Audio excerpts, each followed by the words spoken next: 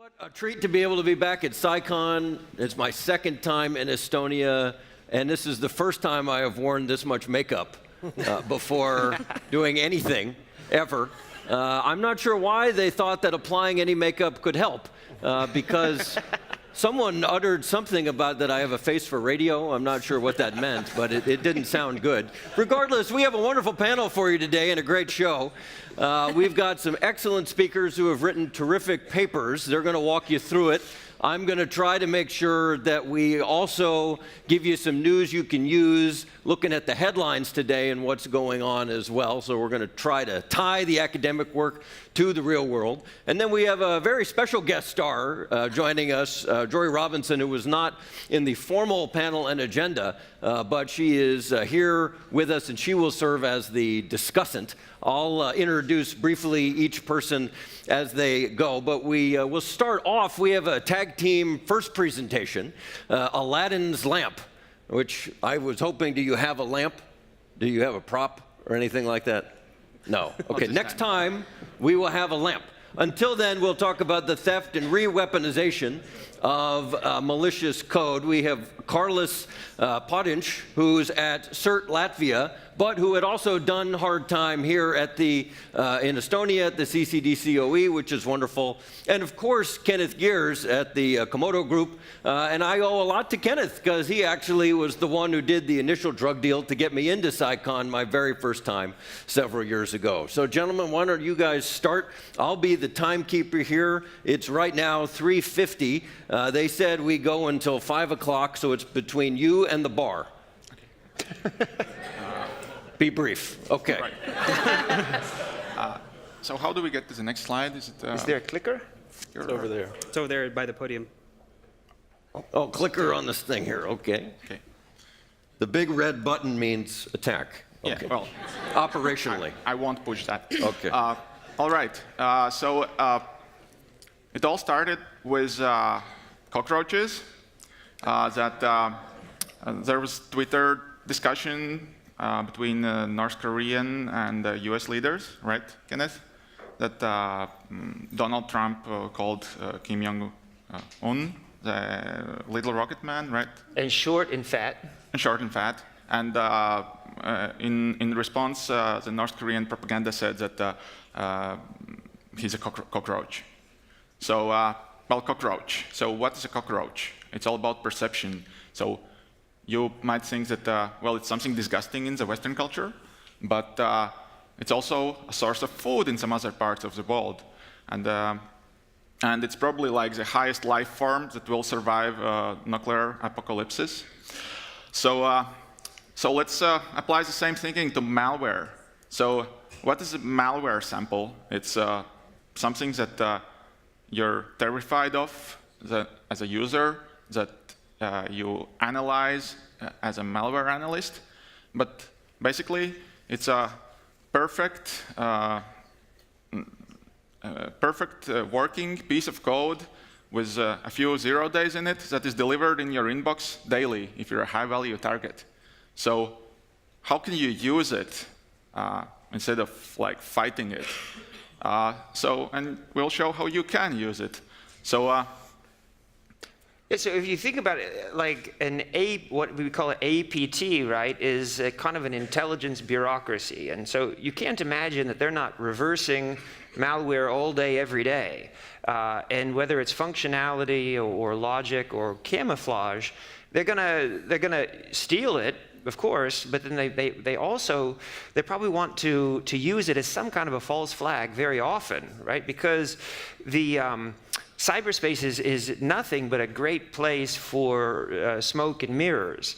And it's a lot about becoming something. Like if I'm on your network, I want to look like, you know, whoever should be on that network. And so it's a lot about becoming the insider or, you know, stealing a uniform sort of thing. And so with malware, you know, it's really hard. You have to dig down. And in our paper, we talk about either replacing the C2, the command and control, or replacing the payload as fairly easy ways to steal malware and use them for some other purpose. So you don't really know who's inside the Matryoshka doll, right, all the time until you dig into it. So basically, that's the everyday life of malware analyst. You're just like taking one layer, and then there's another layer, and you take that apart, and in the end, there's a crown jewels, a command and control somewhere far inside.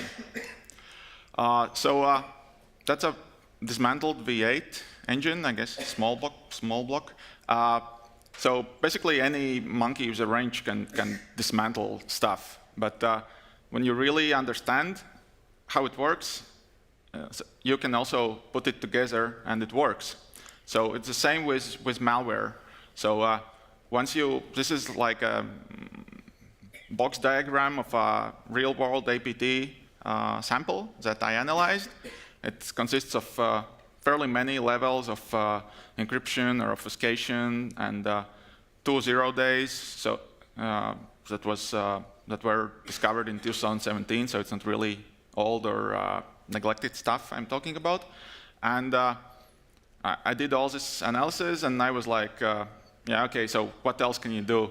So let's swap out the parts we don't like the attacker's command and control, and let's replace it with our command and control. So, well, now we have a piece of malware, or a piece of code that you could deliver somewhere. And it really works. So this is a screenshot from the piece of, so I brought it up all in like a Python script where you just supply the new C2 domain. I supplied CyCon.org, and there is a malware sample calling back home to CyCon.org and asking for what to do. So basically, your malware is my malware in 60 seconds or so. And yeah, the message, what I wanted to bring over, that it's not that you only, you don't launch a malware, you also share it with your victim. So, and that has not only sort of technical possibilities, but strategic implications because of the blowback and the potential for strategic miscalculation, not only attribution in the wrong direction, but losing your malware, right? So, so when you go to approve a cyber operation, you really need to think about, do I want to, lose this capability and have the rock thrown back at me? Because that has to be taken into account up front. So that's enough for our side. Okay. That's it. Excellent. Very crisp. We're all on our way to the bar on time. Let me ask to now apply this. So the argument really that's advanced in the paper, or one of the main arguments, is that code reuse and then misappropriation is very common. So help us understand a little bit, if you would. There was an article the other day by Tim Martin in the Wall Street Journal. He's been regularly writing about North Korean cyber capabilities.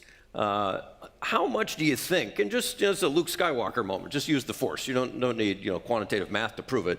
But how much do you think the North Koreans rely on code reuse and abuse and this kind of thing? And if you had a couple minutes with the South Korean leadership and could tell them what to do about it, what would you say? That's an easy question, no? I mean, I would go for kimchi. You'd go for kimchi, okay. Yeah, well... is that by APT 28, or no? It's, I think what this thing that we demonstrate enables is that the attacker, parties which are with lower complexity or technical skill can still be part of this cyber game. So I'm more than convinced that there are just so many bright people in North Korea who find vulnerabilities for food that you don't really need to, necessarily steal somebody else's stuff. Well, if sometimes they do, but I think it's rather that some lower maturity level actors could. So what do we do about it? You have me at hello. I'm convinced. So what do we do about it? That was not part of my paper, right? Oh, okay. So I'm what we. This is the fun part, man. This is the panel, not the paper. Well, yes. what we wanted to explain is that this possibility is very real, that it's not overly complicated, like I can do it, you know, and that it will likely only to get worse, right? The security situation. I don't want to be like you know, spoiling the thing, but I don't know what solution could be there. So one of the things that I see what do you say? as a malware analyst, I look at thousands of families every day from around the world. And one of the things that I see on timelines when I marry malware up to geopolitics is that tons of very common malware families appear to be used in a geopolitical context. So that tells me as an analyst, I think that the APTs or the intelligence bureaucracies are actually using very common families of malware because it works, and they can leverage it for malware propagation and communications. So I think just as, you know, is clear to most malware analysts is that attribution and decision-making about what to do about it ultimately will hinge on a really holistic approach. You can only tell so much from a log file, and you're going to need traditional investigative skills, right? The traditional gumshoe, pick up the telephone, call, you know, the FBI agent in the embassy in India, call the National Security Advisor, call Thomas Ilves, you know, and work together at a higher level to figure out what to do next. Yeah, the tool-based attribution is dead, basically. Okay, I think that's a critical point, right? We talk a lot about how if the narrative 10 years ago was attribution's impossible, and the attribution a couple years ago was now attribution's doable. Now the narrative is that, well, it may be doable, you just may be grossly wrong because of the growth of reuse and how much more difficult that becomes and the requirement to use mixed methods to really assess it. Okay, I feel better. We can go brief South Korea now. Moving on, let's go and let's hear from Daniel Moore. He joins us from the War Studies Department at King's College London. I think I have the dubious honor of being the last in my class when I graduated from there. Somehow, they let me out. So Daniel, I think, was first in his class, so then we're really looking forward to hearing this paper. It's called Targeting Technology, Mapping Military Offensive Network Operations. Daniel, over to you, and then some fun, crazy questions that have nothing to do with your paper. I'm looking forward to it. If you want to exact vengeance on King's College, I'm happy to take the brunt of it. Thank you very much, Michael and Lori and the rest for having me here. This is actually my third CyCon attending, but only the first one presenting, so this is very exciting for me. This is also the culmination, or rather a chapter out of my larger PhD research focusing on the integration of offensive network capabilities into military doctrine. And I'm particularly happy to give this talk in this CyCon because it actually fits really well on the continuum of talks that I've seen so far. So when we saw the general earlier today, and he said, I have taken the route to understand that I am here today, and this is a capacity that I need to have, but it's up to you all to tell me how I need to do it and what specifically that means to me. And as a former military officer myself, I can definitely relate to being told to do something, but not necessarily how to accomplish it. So I think we absolutely have the responsibility to at least take a crack at it and make some sense of it. And specifically because in cybersecurity, and I really like this diagram because it appears in a lot of US doctrine documents, and it shows how there's a very serious labored attempt at making cyber work within existing diagrams. So you have space, and you have air, and you have land and sea, and then cyber is kind of all over the place. It's a part of it. It penetrates the other. It suddenly appears on the side. It's information. It's cognitive. It's really all of those things at the same time. And when you make something that elaborate, when you make it that overly complicated, it's really unclear what is the actual tool set that you have as a commander, as somebody who works for an agency like the NSA or 8200 in Israel or any of the others that have a stake in this. And lumping all those operations together is risky. That's how you get competitions over resources. That's how you get inefficient allocations of doctrine. And that's actually how you prevent having a very lucid conversation on what type of capability is applicable to what type of scenario. And I realize that I'm not going to be solving all the problems, but a lot of what I'm doing is trying to basically offer a framework that we can have a more concise conversation, or actually even split the conversation. So the way I look at it, and I'm sure everybody read the paper, so I divide military offensive network operations into two large brackets. I call it event-based operations, which are more easily relatable to what we conventionally call weapons, or what we might even call classic electronic warfare. I hit a button and something happens. And you can call it, within that, a denial of service attack. It could be some type of elaborate jamming that has a cyber component.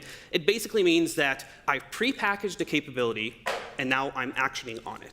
And that's incredibly useful, because if you identify the subset of capabilities that you can turn into that, you can deliver it to warfighters in the air domain, in the space domain, in the land domain, and so on and so forth. And they have a capability that they know what the operational parameters are within it. So on the other side, what we call presence-based operations, those are more similar to basically intelligence operations, what we call cyber intelligence or exploitation or CNE, with an offensive twist. So those CNE operations that turn into CNA. And they could be originally intended to be as such, or they may be, we might have had the capability and are now weaponizing it against an adversary because there's a need to do it. But they have their own rules. There's another set of circumstance for the tool itself. And basically, we can use this by different forces operating under a different mandate and kind of quarter this off from the other set of capabilities. And the way I look at the differences between these two sets is, and I realize this is just one framework of many. The DoD has a very helpful cyber threat framework. They have many, many other frameworks. But the reason why I like this one is because it tries to aggregate all the other frameworks that exist out there. So the cyber kill chain and all that lovely stuff. And I'm not saying that an adversary necessarily behaves in this way, but the brackets within, namely preparation, engagement, presence, and effect, are actually a great way of dividing the differences between presence-based and event-based. So if we start looking at these, so on the preparation side, if we look at event-based operations, those can be very robust and reusable. And if I plug this back to the previous panel where there was a conversation on whether or not capabilities always need to be stealthy, or how overt they can be and how recoverable they need to be, event-based operations used in the field need to have the same predictable effect all the time. They need to be basically quite similar to a jammer that you put on a plane, because you need to be able to put this on a plane, you need to be able to put this on a ship, or even in theater command, but it needs to have a predictable, or at least as possible, tactical effect. Whereas presence-based operations have different considerations. They need to be stealthy, they need to be modular, they need to be adaptive, and that entails a whole different development cycle, different type of research, and different types of integration into different forces. So for one, you have to cooperate with military forces, and for one, you might be able to do this with either an external agency or somebody who oversees the process.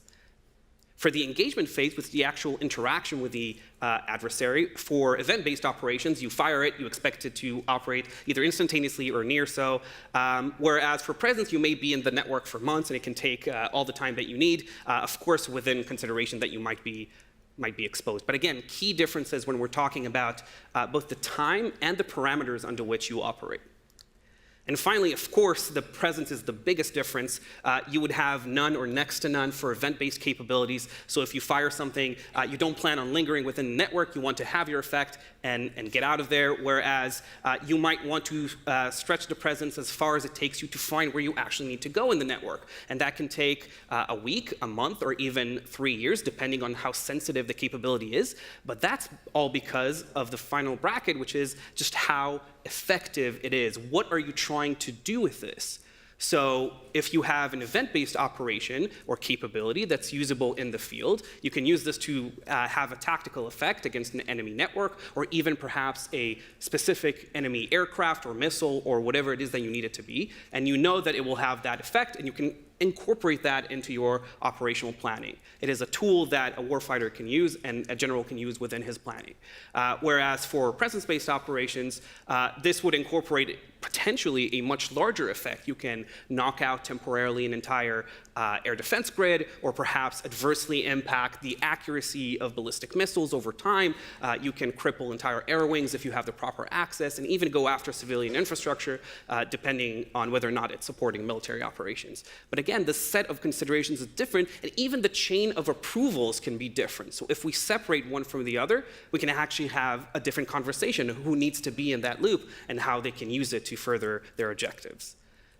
And just to kind of tie it all up, I always love to give the example of the F35 because it has, to go for a little technical term, such a massive attack surface. It has so many onboard and supporting networks, so many, it's jam-packed with capabilities, and a lot of these actually present a much increased attack surface. And some of this is an example of how a single piece of hardware can be targeted both with an event-based or a presence-based, depending on what you need. So an event-based capacity could be just going after the plane itself, maybe jam some of its communication protocols or affect some of its onboard systems if you have the capacity to do so.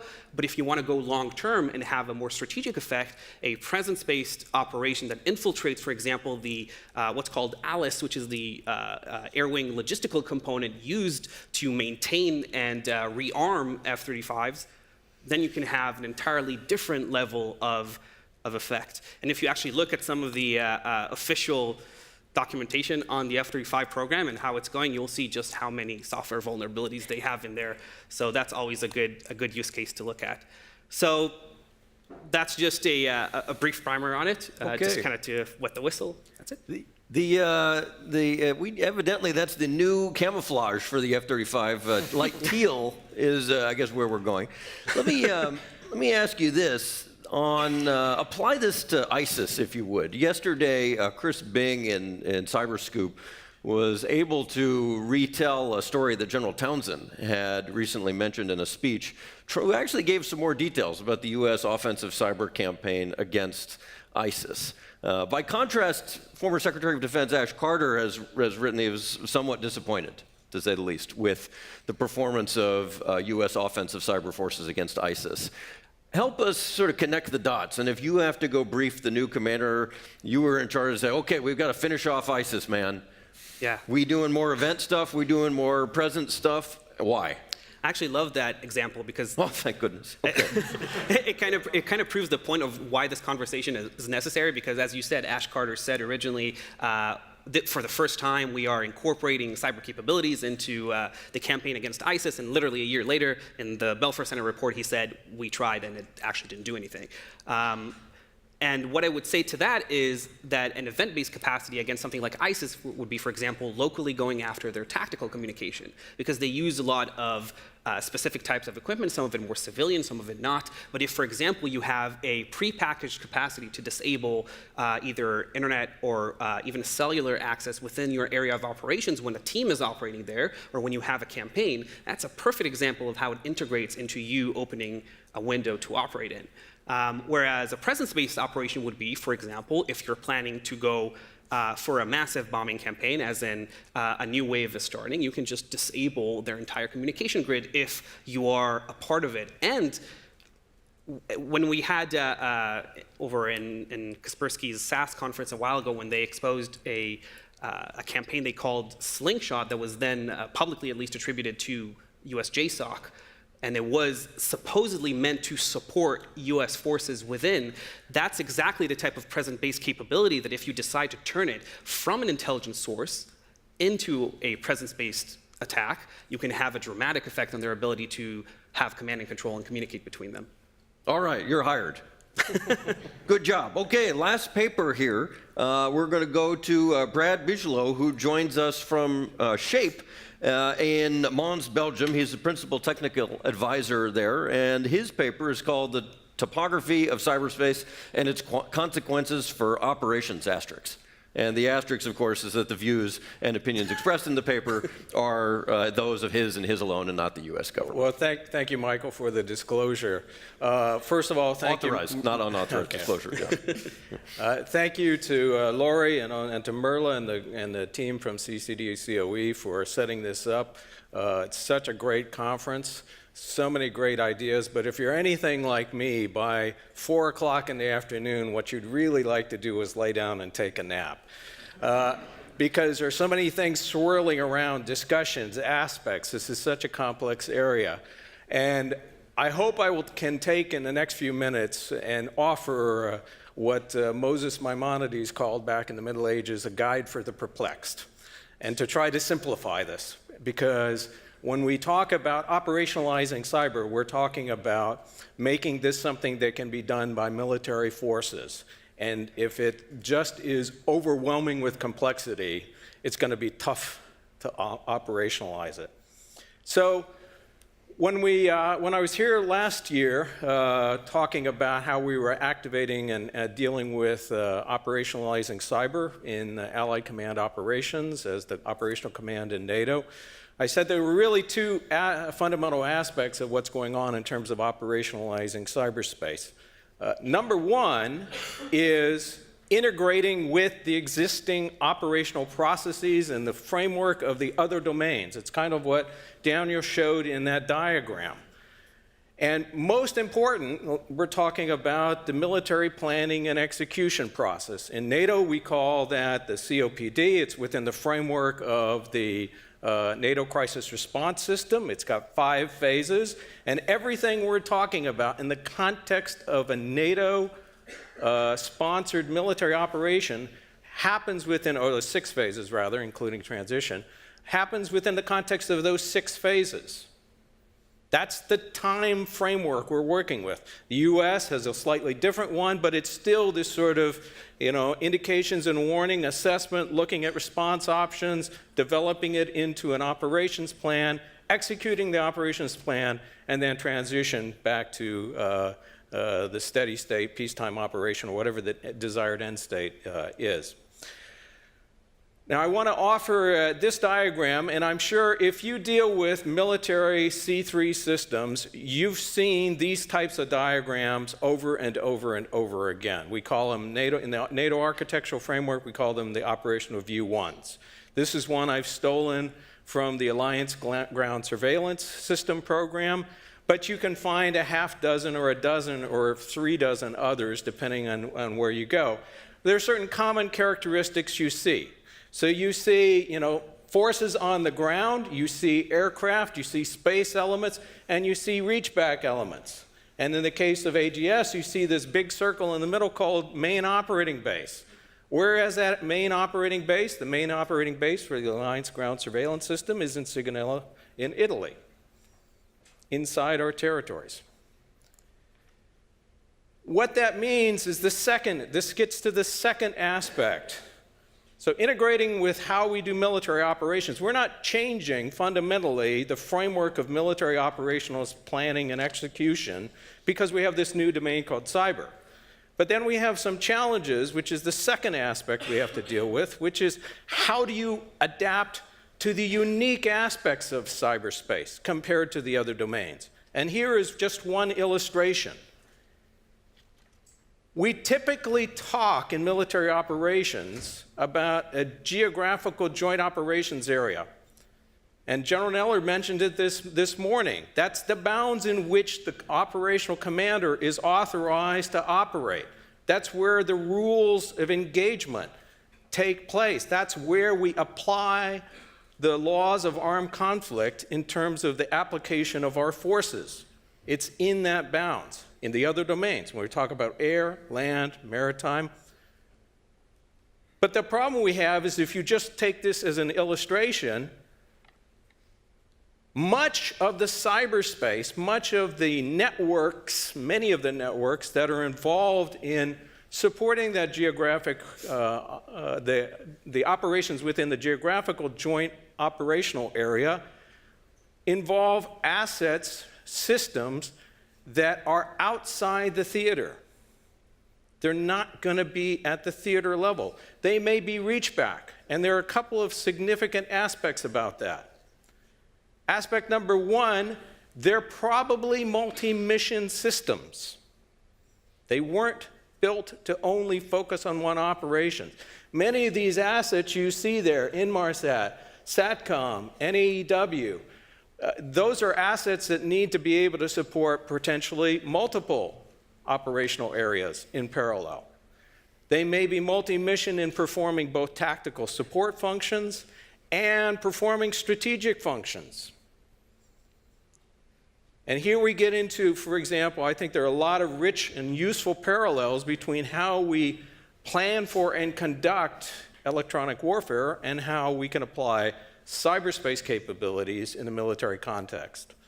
So as Daniel mentioned, the fact that we have jamming capabilities that can be applied tactically in the theater is a result of a supply chain that starts with strategic intelligence, long-term analysis of the sensor systems of the adversaries, and the anti-jam capabilities and the defensive mechanisms that the adversary has. So you know how to counter those things.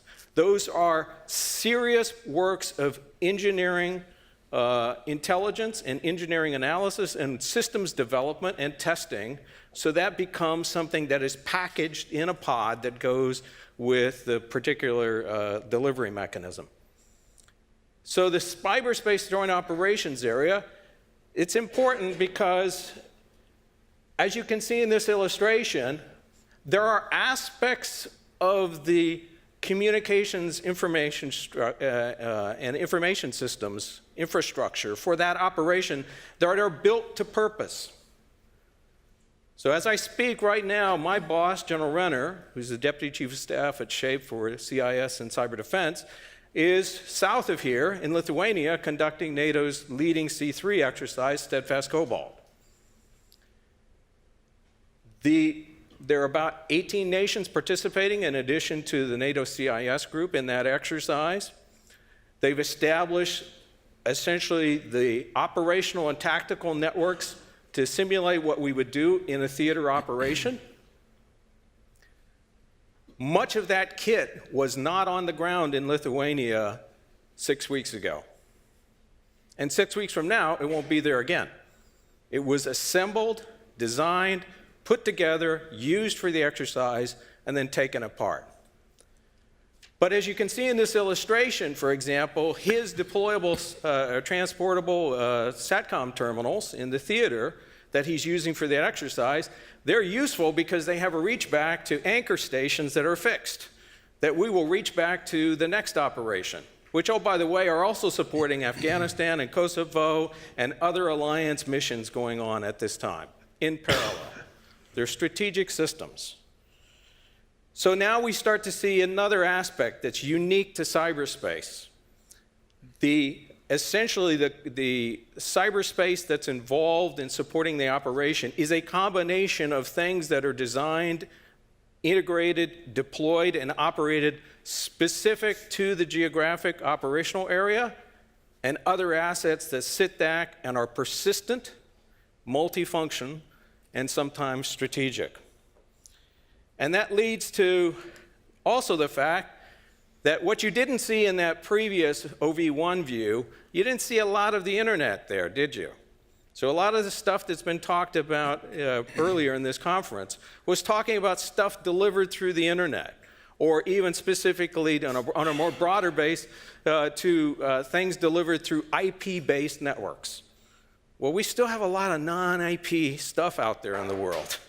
We still use ACP-127 formatted messages, which is technology, technically you could say it probably dates from the 30s, teletype technology. We have a lot of technology from the 80s. And the reason is we package it on aircraft, we package it on planes, we package it on tactical combat vehicles.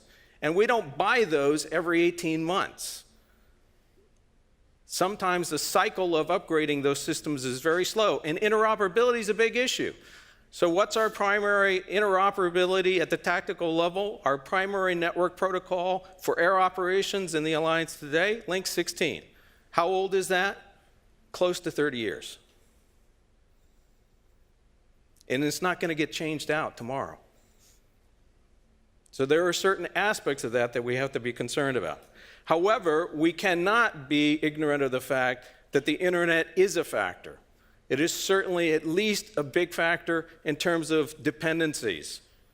much of the infrastructure that we use for long-haul connectivity today in the terrestrial world is dependent upon the infrastructure that is driven far more by commercial internet bandwidth use. We're a tiny speck. The military use is a tiny speck in the volume of traffic that's going over the internet and long-haul fiber optic backbones today.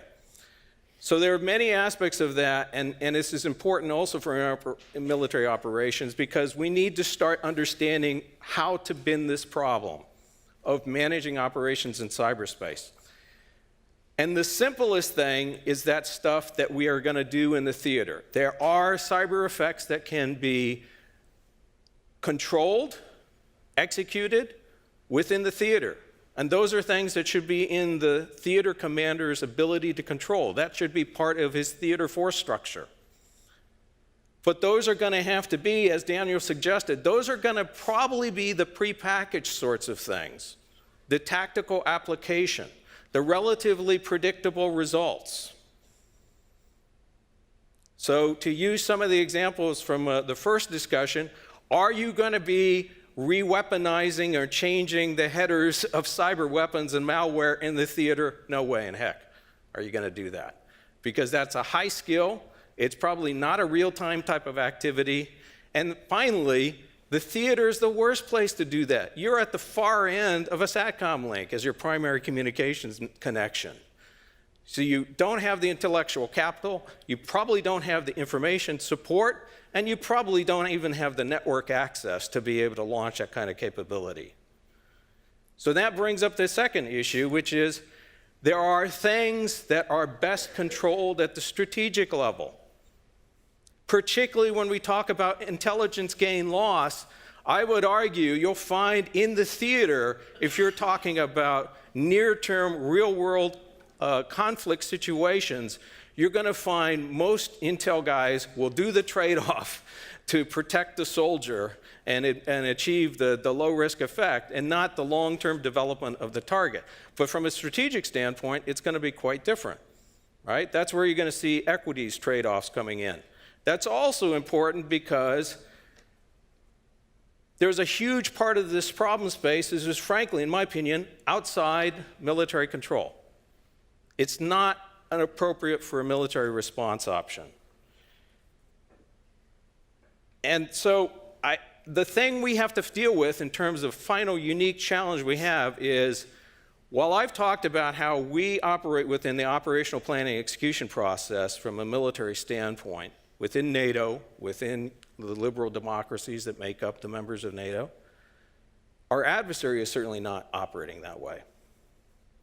There are measures that we would consider. To use an analogy, we would not lay we would not mine the sea lanes of communications of Russia today because we would consider that an act of war. They may be essentially doing the intel prep of the battlefield, the cyber battlefield, by getting into power systems. The purpose of that may very well be essentially what we would call intel prep of the battlefield. I want to be able to get in there to do the presence-based capabilities like Daniel mentioned. So we have to be aware of that. And that's one of the reasons why some of us, and this is my personal opinion, not the opinion of SHAPE or view of SHAPE or NATO, I personally think as an alliance, we need to take this seriously as a standing mission. Because when we make defense just of our own military systems and our dependencies on the civilian infrastructure, if we make that mission a day-in, day-out mission, first of all, much of the cyberspace we're protecting is used and available and persistent. It's not built to purpose for the mission. Secondly, we're in an environment where these effects are taking place all the time. And the better we practice working together, I believe, the better we're going to be able to react. And not only react in the event of a conflict, but I would argue, hopefully, contribute through cyberspace to prevent conflicts. Thanks. All right.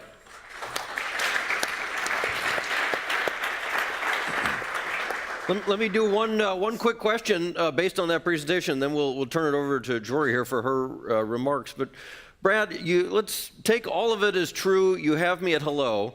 Let's go to Congress and get, what, Dr. Evil, $1 million? Let's get $500 million to do something about it. Where would you spend the money to prioritize first to reduce the risk based on what you've described as the situation as it is?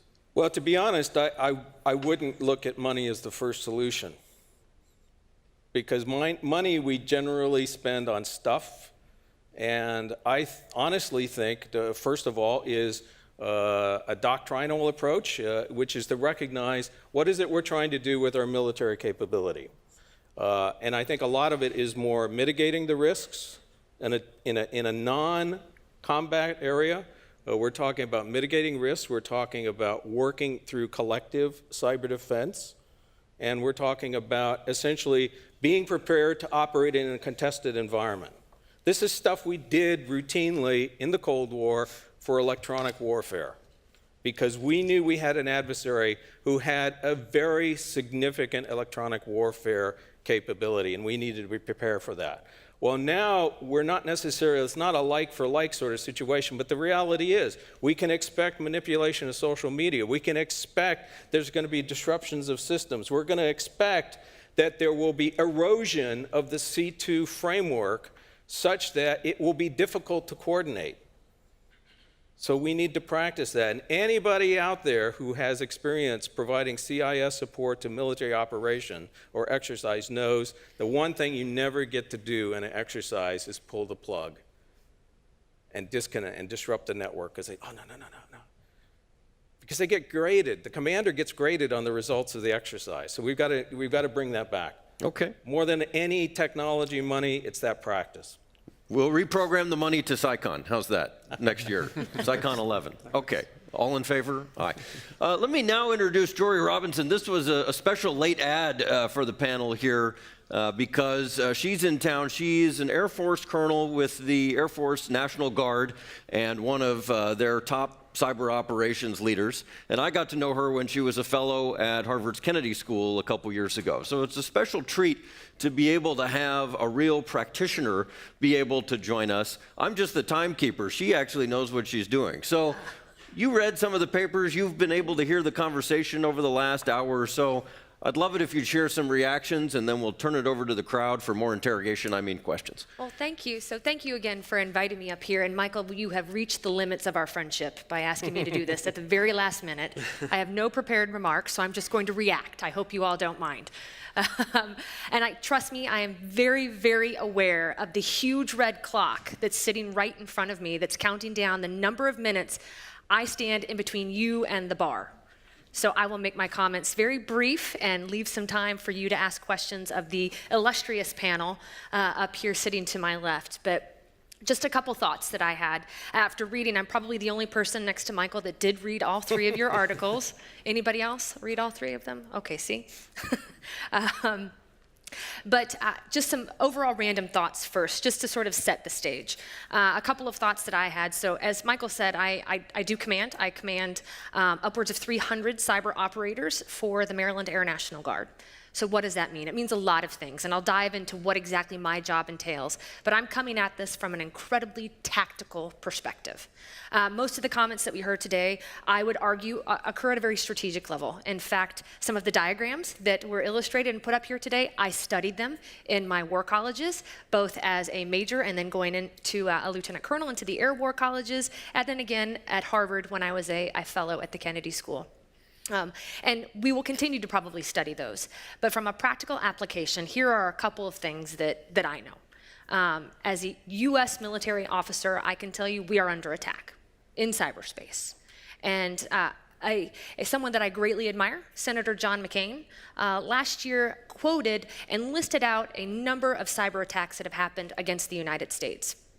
Starting with attacks against the White House networks, attacks against the Joint Chiefs of Staff.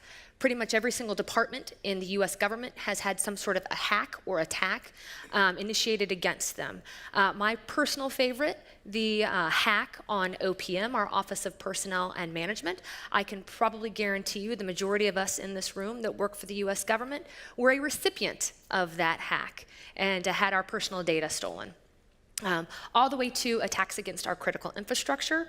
Probably one of the more notable ones, the attack in upstate New York on a dam, as well as the one that most of us know about, again, the Sony Pictures attack or hack from a few years ago, and then about a handful of years ago in 2013, the continuous DDoS attacks against our financial institutions. So I think it's pretty clear we're under attack inside of cyberspace. And how you would identify or how you define the term attack is left up to you. But in a very broad sense of the term, I would argue that we are under attack. So going in with that sort of mindset, I'm going to quote General Neller from earlier this morning, where he said, the nature of warfare has changed, and we must change with it.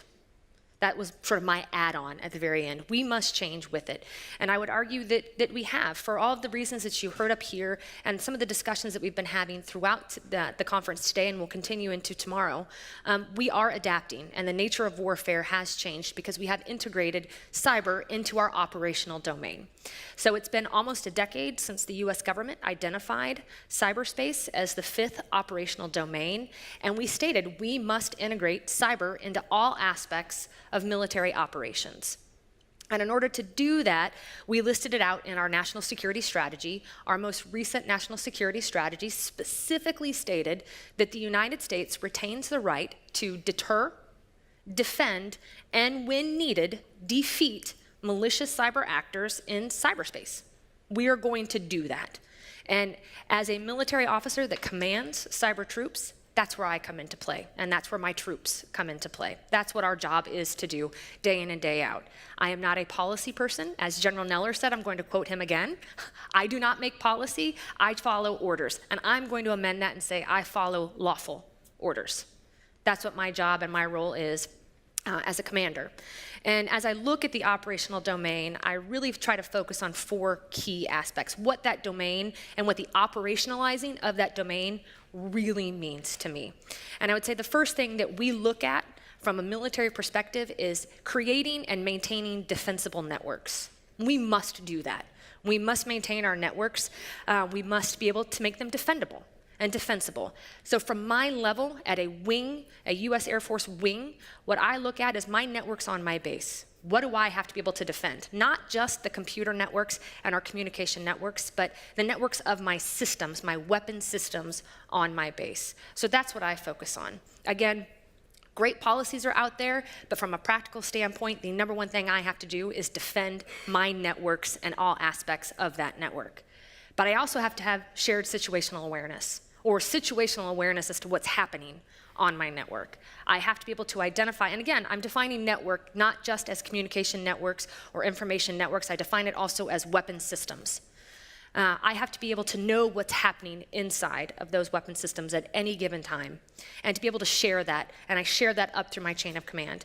And as my job as a commander is to be able to tell those above me what's actually happening on those networks and why I think they're happening and what response we could potentially take and to defend those networks.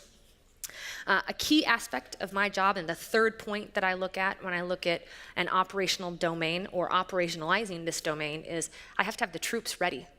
I have to have them trained and knowledgeable in what they're going to do and ready to deploy at a moment's notice. And whatever type of mission set we get, and whatever type of JOA that we're going to be operating in, whether it's at a tactical level, an operational level, or a strategic level, or for the 2 different types of operations that we're going to have, I have to make sure that they are trained and ready. And that's my job to do that with my 4 squadron commanders that I have. And we train all 300 of those cyber warriors to do just that. And so then the final aspect that I would leave with is how I look at the operational domain and things that I have to do is to be able to, I don't necessarily do this, but to be able to work through a chain of command, a command and control apparatus that allows me to present that information. And US Cyber Command talks about how we have to develop this very integrated chain of command to provide our policymakers and our decision makers with the right amount of information.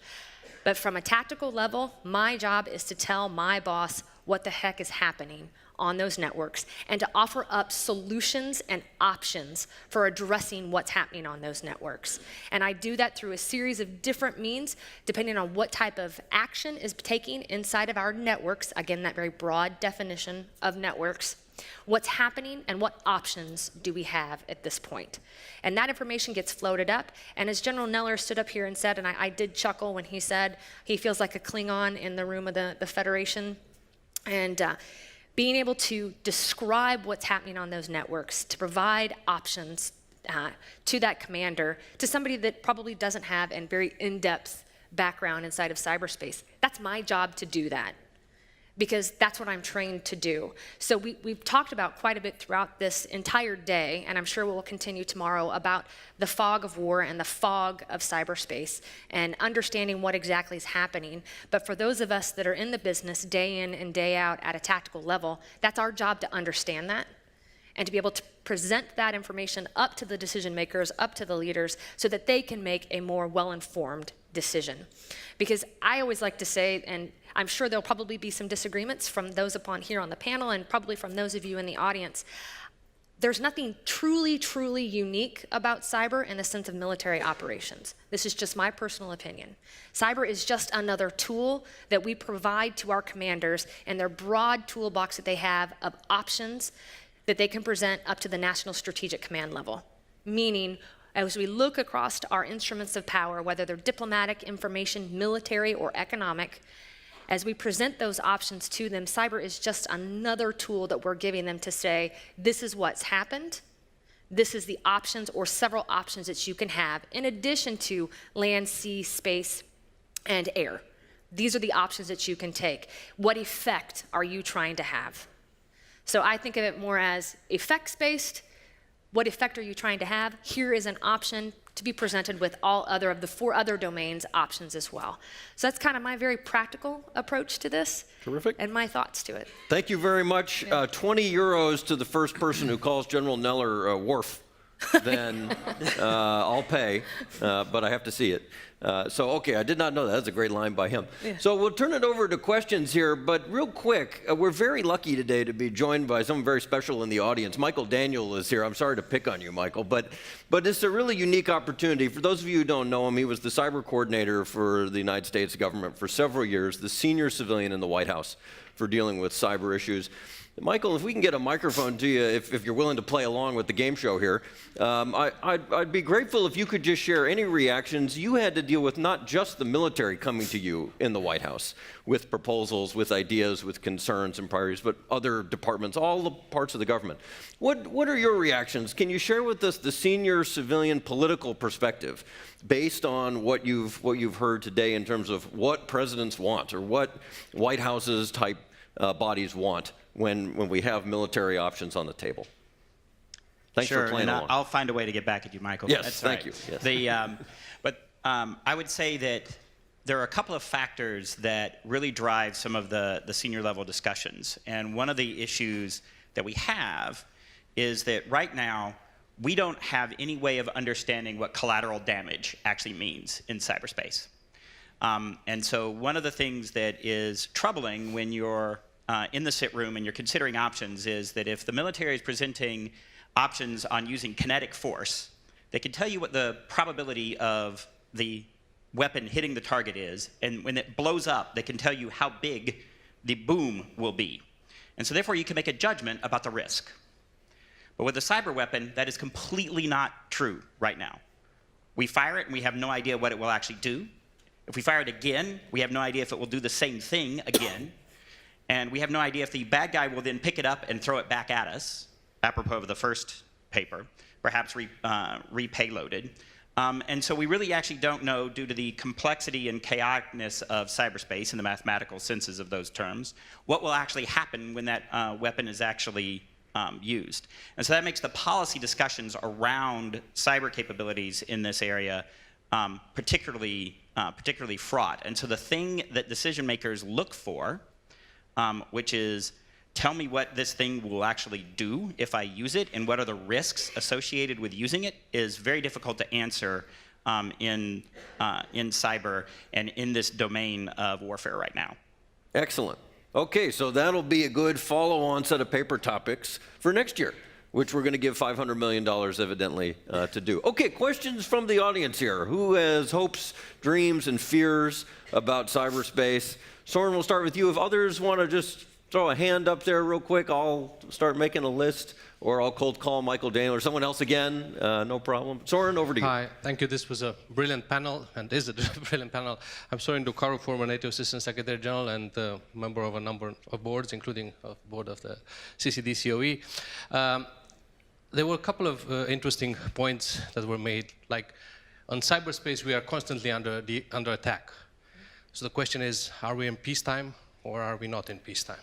Especially since the legal framework that we're used to in international law has a clear definition between war and peace, which is blurred through information warfare, cyber warfare, and so on. So how do we relate to the legal framework? That's one issue. The other issue, and that's linked to this, I recognize that Dr. Bigelow mentioned that his opinion would be that cyber defense should be a constant standing mission, he said. But he mentioned it's a personal opinion, it's not NATO, and I know that it's not yet a NATO opinion, which is curious since we are constantly under attack. Since we have lots of plans, we have operational plans for specific operations, we have contingency plans, graduated response plan. We do have a standing air defense plan in NATO. So what's the reason for which we, or what has shape, from the shape perspective, what's the reason for which we don't have a standing cyber defense plan? Brad, you want to start with that one, Sure. and we'll see who wants to take the are we at war or peace question? Okay, Daniel, do that. It's a great question, and I would say 3 years ago, in shape, our attitude was we need it tomorrow. Make it happen. Why don't we happen? First of all, we need to have clarity. In NATO being a consensus-based decision-making, we need to have clarity among all the allies. What are the objectives? And not just what are the objectives, but to my other point, you need to know specifically, when we say defending cyberspace, we don't mean global cyberspace. We have to be specific the area in which we're operating, if you will. We need to define what that cyberspace joint operational area that would be under where SACEUR would have authority. We need to make clear what it would be that NATO would do as an organization and what nations would do. So there are many, if you look at an O-plan, there's a lot of things that go into O-plan, rules of engagement, forces, C2 arrangements, et cetera. It takes work to develop that, and I think we need to start work on that, but I don't think it's an overnight homework assignment you crank out 6 hours before the deadline. But I think that the sooner we get started on it, the better we will understand what that actually looks like, because it will be unlike any other O-plan we've dealt with yet. Okay, Daniel, you want to tell us, are we at war or peace? What's the tweet answer? So it may be a bit controversial, but also to address what you said. I mean, you described a big spectrum of incidents that are happening against the United States, but I would hazard and say that not all of those are actually classifiable as attacks, at least in the classic sense of the word. I would call a lot of those breaches or intrusions that have some type of effect, but a lot of it is not actually an attack. So if you look at the OPM, which is actually a lot, it comes up quite often as one of the biggest compromises that we've seen out of this domain, especially occurring against the United States. Certainly, the United States and others are consistently getting targeted, but saying that, and this applies perhaps to whether or not we're at peace or at war, saying that you're consistently under attack has a different set of countermeasures and consequences to it. So if you're saying I'm always under attack, then you have to respond at that level. There's a certain level of expectation for you to respond in kind, whereas countermeasures for very, very successful intelligence operations, and it was definitely that, shows that we need to operate in a different sense. And in fact, the response to OPM was that. It was conducted entirely or nearly entirely in the diplomatic sense, and also some criminal charges eventually. But I think, and this is part of why I value this type of debate and trying to bridge the gap between the terminology, I think classifying what constitutes an attack and what constitutes an offensive capability and where it comes into play actually help us determine what type of standing mission force we need to have and where and how much and what part of the $500 million goes to it and the rest of it to CyCon and so on. So Okay, excellent. We're going to have to do quick questions and quick answers. We're down to the wire here, 8 minutes, and I will not keep you from the local cocktail flair here. So, sir, okay, over to you. We'll do quick question here, inbound hot on the microphone. Here we go. Thank you. I'm Sensako from ICDS in Tallinn. You said that it's just another domain, for options for political leaders and decision makers and so forth. But could you, any panelists or all of you, care to describe the main differences when it comes to the battlefield, basically cyber versus other domains? Picking some examples, for example, that time and space does not matter so much. I think it really, it's a lighter speed, and geography is made redundant. That the weapons are dual use in a way that they can use back on you and on your civilians. That topography always changes, meaning you have to do the record again and again and again because the mountain is moving to another place. I mean, on a landscape, you say, okay, you make a map, mountain, river, good. In enemy network, that might not be the case. Any other? Okay, we get one. I want someone who hasn't talked yet in the Q&A. Jory, you want to give it a shot, or Ken? Well, I'd just like to say one deep quote, I think, from Art of War to sum up our little chapter, which is one of my favorite, is that one cartload of the enemy's provisions is worth 20 of your own. And I think that's powerful. But again, in cyber, everything can be squared, right? And thus, with OPM, you can take so many records at once, and that makes it hard to know whether the OPM is a strategic crisis for the IC. It really is, because how do you recover from the loss of so much data? Absolutely. Okay, quick 20-second addition. Yeah, I just wanted to say, and my article goes into more detail about this. I actually dispute the idea that the topology or topography of cyberspace is changing dynamically.